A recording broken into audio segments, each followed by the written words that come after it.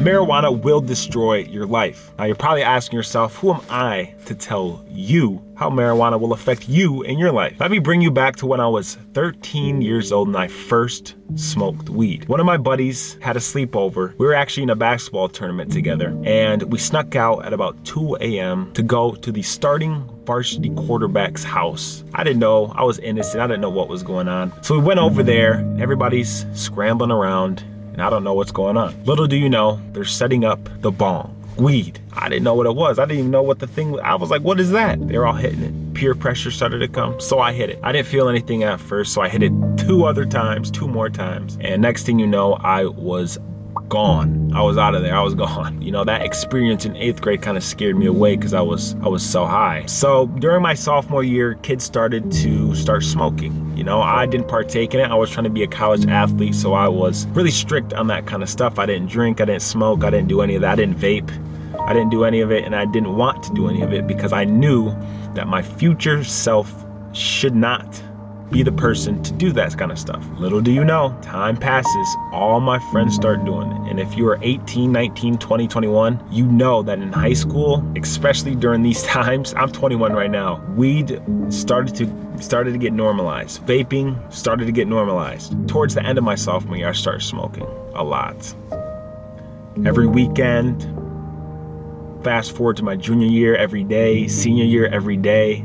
And when I mean every day, I mean I had streaks that I would keep of how many times I would smoke. And if I were to give you advice and you're in that position right now, I would tell you to find better friends. The people that I was around smoked weed. So guess what I'm gonna do? Smoke weed.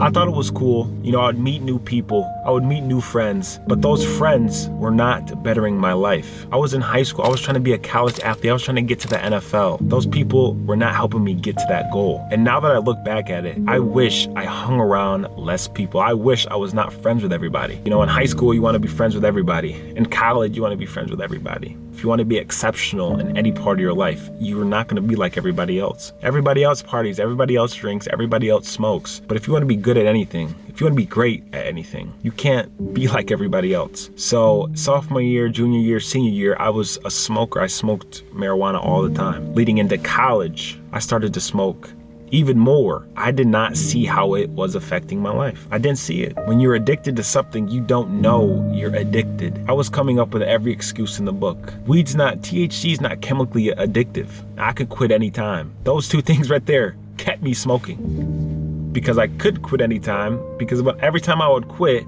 I'd want to do it the next day, or somebody around me, some of my friends were smoking and I'd hit it again. And that's kind of the flywheel, the circle that you go into. So you need to get better friends. 2, you need to look at your life and ask yourself, is this a net positive for me to become the version of myself that I want to become? Now for me, it wasn't, but I didn't figure that out until I quit. And that's the hard part about it. You won't realize what you really want until you stop smoking. I didn't know what I wanted to do. I didn't realize I was lazy, had no ambition, low motivation, no discipline, hanging around the wrong people. And that was all from smoking. And it slowly started to destroy my life. Today actually marks the 2-year anniversary, 2-year sobriety of weed. I haven't smoked in 2 years.